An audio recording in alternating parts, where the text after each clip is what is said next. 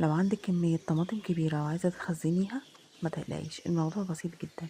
اول حاجة هتغسلي الطماطم كويس جدا وتحطيها في حلة، وحتى لو الكمية كبيرة ما تقلقيش، حطيها في الحلة وهي كده كده حجمها بيقل. ارفعي الحلة على النار وما تحطيش معاها مية نهائيا، كده كده الطماطم هتنزل ميتها وهتلاقيها هتسيبيها تهدى من السخونية، وبعدين هتبدأي تضربيها بالهاند بلندر او هتحطيها في الخلاط.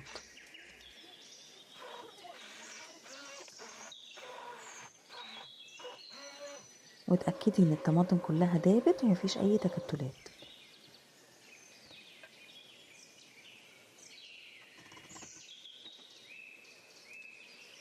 هترفعي الحلة تاني على النار عشان الطماطم تتسبك 10 دقايق كده، وافتحي عليها وابدأي نزلي الجوانب اللي بيطلع على الجوانب من الطماطم عشان ما تتحرقش معاكي.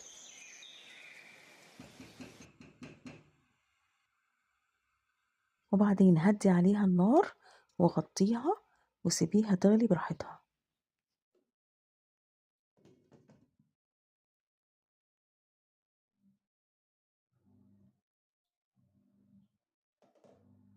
أول ما تلاقيها بدأت تبربق كده يبقى هي بدأت تدخل في التسبيك.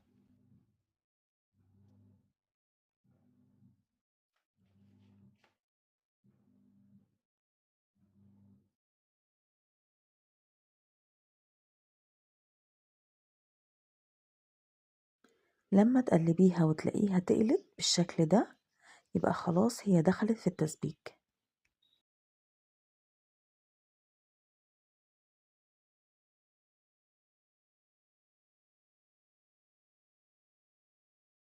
هتطفي النار من عليها وتغطيها، ما تشيليش من عليها الغطا لحد ما تهدى خالص وتبرد، وبعدين تعبيها في اكياس وتدخليها الفريزر. اتمنى الفيديو يكون عجبكم، واتمنى تشاركوني رايكم، ولو حسيت ان حد هيهم الفيديو ياريت تبعتوهوله.